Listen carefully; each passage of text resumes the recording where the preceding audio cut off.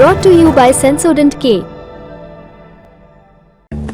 बस बैक नहीं आया। SLS पैराफिन और दूध का करंट भी कौन? तो लाइफ का करंट ऑन? कुछ भी। तो ट्राई करके देख ले। Sensodent K toothpaste for sensitive teeth. Last week, I announced that I was convening an emergency committee under the international health regulations to evaluate the upsurge of Mpox in the Democratic Republic of the Congo and other countries in Africa.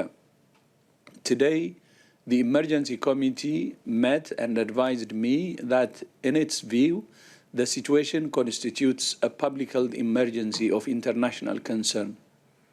I have accepted that advice.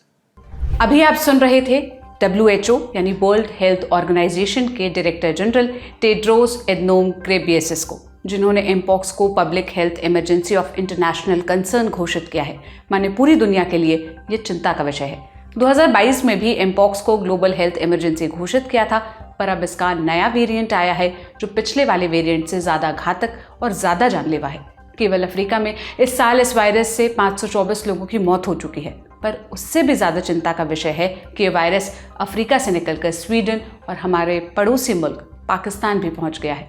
दुनिया अभी अभी Covid जैसे deadly virus के प्रकोप से निकली है और एक बार फिर एक खतरनाक वायरस दुनिया में फैल रहा है। इसलिए सवाल उठ रहे हैं कि क्या फिर पूरी दुनिया ठप पड़ जाएगी? क्या वापस लॉकडाउन लगने वाला है? आज के शो में इन्हीं सवालों के जवाब खोजेंगे और साथ में जानेंगे एमपॉक्स क्या है, इसकी उत्पत्ति कैसे हुई और इसका फैलना भारत के लिए कितनी चिंता वाली बात है।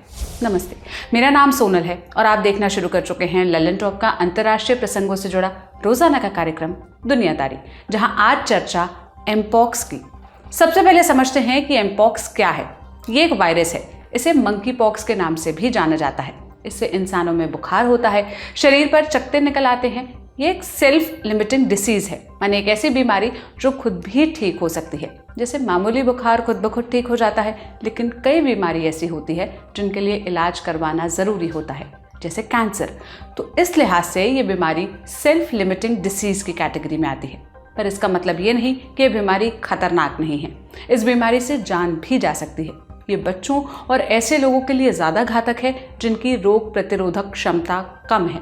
केवल इस साल अब तक सिर्फ डेमोक्रेटिक रिपब्लिक ऑफ कॉन्गो में एमपॉक्स से 13,700 केस मिल चुके हैं। इनमें से 450 लोगों की मौत हो चुकी है। कॉन्गो में इसका डेथ रेट सबसे ज़्यादा पाया गया है। ये बीमारी आखिर फैलती कैसे है, अब ये समझिए। ये एक जूनोटिक बीमारी है, माने ये जानवर से इंसानों में फैल सकती है। अगर कोई इंसान ऐसे जानवर के संपर्क में आए जिसे एमपॉक्स है तो उसे ये बीमारी हो सकती है। अब इस वायरस के ग्रसित कोई जानवर काट ले या नोच ले तो उससे भी ये बीमारी हो सकती है। इस वायरस से ग्रसित व्यक्ति के संपर्क में आने से भी वायरस फैल सकता है। पीड़ित व्यक्ति के स्किन कांटेक्ट होने पर भी संक्रमण हो सकता है। एमपॉक्स के लक्षण क्या क्या हैं? इसमें आपको बुखार, सिर दर्द, मांसपेशियों में दर्द, चेहरे, हाथ पैर और शरीर के दूसरे अंगों में दाने निकलना। ये दाने सामान्य दानों की तुलना में थोड़े बड़े साइज के होते हैं।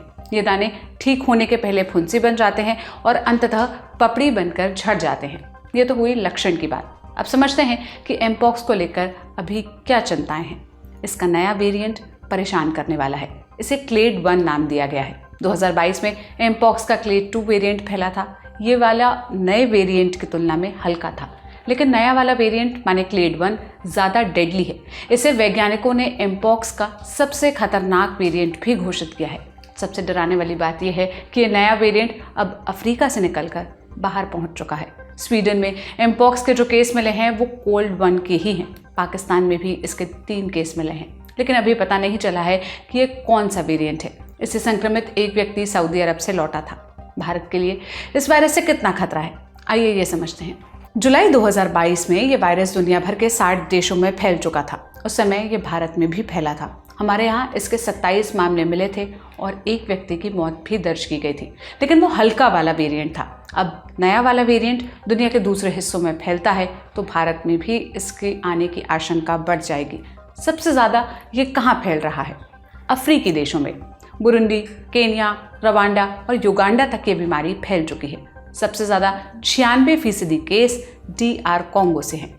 अब इसका क्या कोई इलाज है? 2 वैक्सीन इसके बचाव में काम में लाई जा रही है। ये वैक्सीन WHO ने अप्रूव की है। अब इसका इतिहास भी जान लेते हैं। साल 1958 डेनमार्क की राजधानी कोपेनहेगन का एक रिसर्च सेंटर। इस सेंटर में रिसर्च के लिए बड़ी संख्या में बंदर रखे गए थे। उनके बीच स्मॉल पॉक्स जैसे दिखने वाले 2 मामले सामने आए, लेकिन ये थोड़ा अलग था। इसके बाद ऐसे ही केस चिड़ियाघर में रखे गए जानवरों में भी देखे गए। चूंकि ये वायरस पहली बार बंदरों में मिला था, इसी वजह से इसे मंकी पॉक्स का नाम दिया गया। इंसानों में मंकी पॉक्स का पहला मामला 1970 में सामने आया, अफ्रीकी देश democratic Republic of Congo DRC में। DR कॉन्गो 1960 के साल में बेल्जियम से आज़ाद हुआ था। आज़ादी के तुरंत बाद तख्तापलट और विद्रोह की परंपरा शुरू हो गई। बुनियादी स्वास्थ्य सुविधाओं की कमी थी। इसी दौर में देश में स्मॉल पॉक्स का प्रकोप फैला। 1968 में देश भर में स्मॉल पॉक्स के 3800 मामले थे। इस सब के बीच बसानकुसु शहर में स्मॉल पॉक्स जैसे ही कुछ केसेस पकड़ में आए। मरीजों के शरीर पर फोड़ा निकल आया था, उन्हें बुखार भी था। ये केस चौंकाने वाले थे क्योंकि एक भी संक्रमण इंसान से नहीं फैला था। सभी पीड़ित किसी न किसी जानवर के संपर्क में आए थे। जांच के बाद उनमें मंकी पॉक्स का पता चला। 1971 में DR कॉन्गो को स्मॉल पॉक्स से मुक्त घोषित कर दिया गया, लेकिन मंकी पॉक्स का प्रकोप बरकरार रहा। DR कॉन्गो के बाद ये Liberia, Ivory Coast, Sierra Leone, Nigeria, Benin, Cameroon, Central African Republic, Gabon और साउथ सूडान जैसे देशों में मिले। सेंट्रल और वेस्ट अफ्रीका में मंकी पॉक्स ज़्यादा खतरनाक नहीं था। वहाँ मृत्यु दर 1% से भी कम थी। उनकी तुलना में DR कॉन्गो में मृत्यु दर लगभग 10% थी। 20वीं सदी के अंत तक मंकी पॉक्स का प्रकोप अफ्रीका तक सीमित रहा। अफ्रीका के बाहर मंकी पॉक्स का पहला केस मई 2003 में सामने आया। अमेरिका के विस्कॉन्सिन में 3 साल की एक बच्ची को पालतू पेरी डॉग ने काट लिया। पेरी डॉग्स एक तरह के रोडेंट होते हैं। काटे जाने के बाद बच्ची को बुखार आ गया, उसके शरीर पर निशान भी बनने लगे थे। पब्लिक हेल्थ डिवीजन को इसकी सूचना मिली। उन्होंने पड़ताल की। जांच के बाद मंकी पॉक्स वायरस की पुष्टि हुई, लेकिन ये इलाके में मिला इकलौता मामला था। उन्होंने मान लिया कि संक्रमण को फैलने से रोक लिया गया है। ये एक भूल साबित हुई। हफ्ते भर बाद ही बच्ची की मां बीमार पड़ गई। 2003 के बाद विस्कॉन्सिन, इलिनॉय और इंडियाना में 70 से अधिक केस दर्ज हो चुके थे। इसके बाद सोर्स की तलाश शुरू हुई।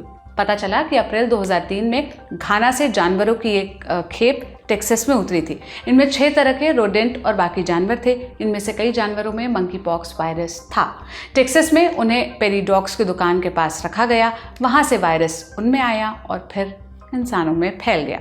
अमेरिकी हेल्थ एजेंसियों ने जल्दी ही इस पर काबू पा लिया। उन्होंने अफ्रीका से रोडेंट के आयात पर रोक लगा दी। लोगों को स्मॉल पॉक्स की वैक्सीन लगाई गई। बड़े पैमाने पर ट्रैकिंग और टेस्टिंग हुई। आखिरकार मंकी पॉक्स के संक्रमण को थाम लिया गया। 2003 के बाद अमेरिका में मंकी पॉक्स का केस जुलाई और नवंबर 2021 में मिला। हालांकि यह स्थानीय संक्रमण का मामला नहीं था। दोनों दफा संक्रमित व्यक्ति नाइजीरिया से लौटा था। अब चलते हैं एक्सपर्ट कॉर्नर की तरफ। हमने इस विषय को विस्तार से समझने के लिए डॉक्टर विक्रमजीत सिंह से बात की। हमने उनसे पूछा कि एमपॉक्स का नया वेरिएंट आया है, इसे क्लेड 1 नाम दिया गया है। ये वाला वेरिएंट ज़्यादा घातक है। स्वीडन में भी यही वेरिएंट मिला है। इसके पहले वाला वेरिएंट क्लेड 2 था, वो कम घातक माना जाता था। दोनों में फर्क क्या है और नया वाला वेरिएंट दुनिया के लिए कितना खतरनाक है? कि जो मंकी पॉक्स वायरस है ये एक वेरियोला वायरस की फैमिली है, जिसको कि ऑर्थोपॉक्स वायरस की फैमिली बोलते हैं। इसके 2 वेरिएंट थे, क्लेड 1 और क्लेड 2। सर, दोनों की जो डिफरेंस है वो दोनों के ट्रांसमिशन में है, सिम्टम में नहीं। सिम्टम्स दोनों के ही बराबर हैं। इसका दोनों का ही इंक्यूबेशन पीरियड करीब करीब 21 दिन का होता है।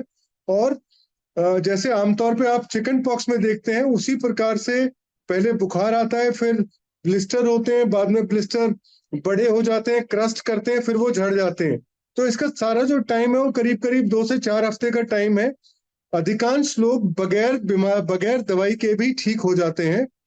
रिस्क पे रह जाते हैं बुजुर्ग लोग, जिनको कोई बीमारियां होती हैं, बच्चे या प्रेग्नेंट फीमेल्स।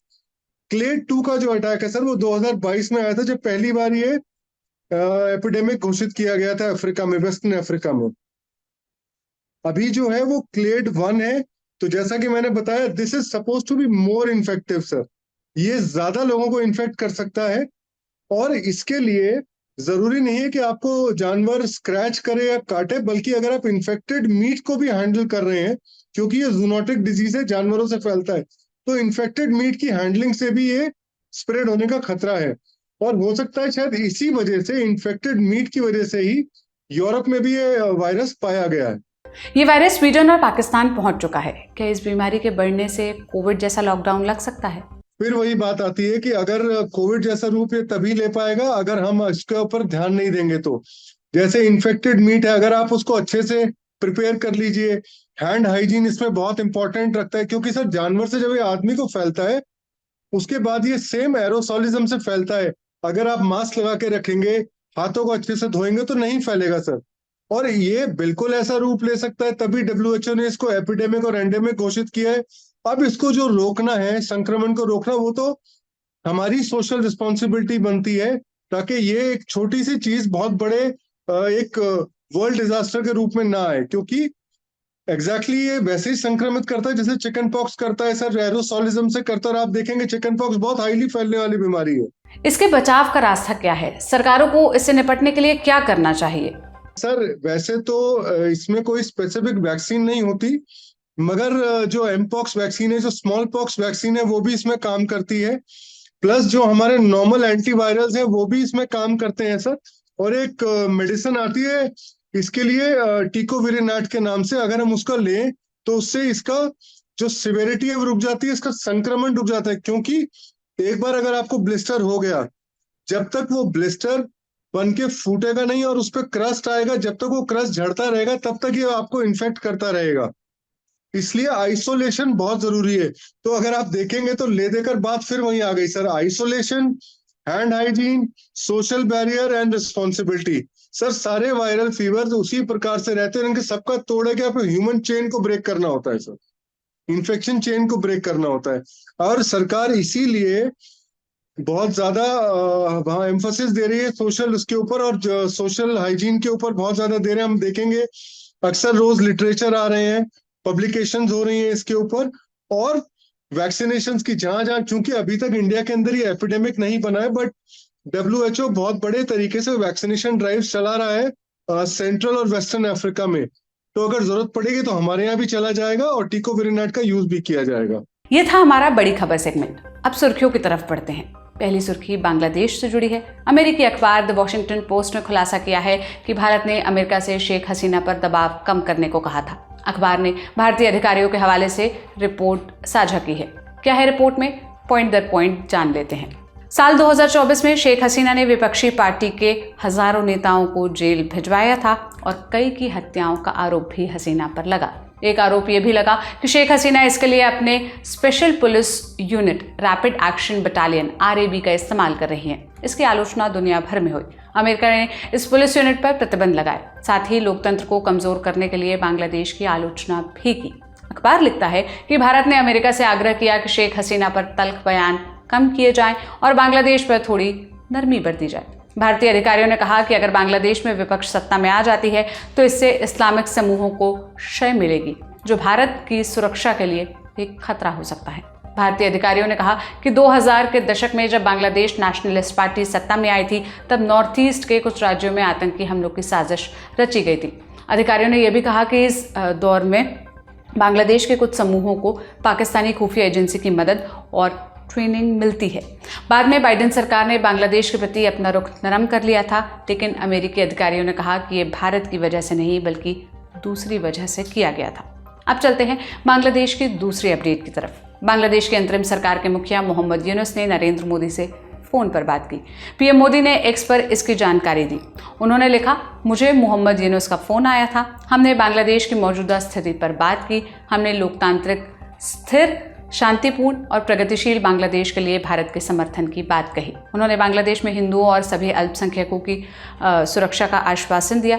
अब आज की दूसरी सुर्खी की तरफ बढ़ते हैं, जो सऊदी अरब से आई है। सऊदी अरब के क्राउन प्रिंस मोहम्मद बिन सलमान MBS ने कहा कि उन्हें इजराइल के साथ रिश्ता सामान्य करने के लिए मारा जा सकता है। अमेरिकी न्यूज एजेंसी पॉलिटिको ने अपनी रिपोर्ट में ऐसा दावा किया है। रिपोर्ट कहती है कि MBS ने अमेरिकी सांसदों के सामने ये बात कही है।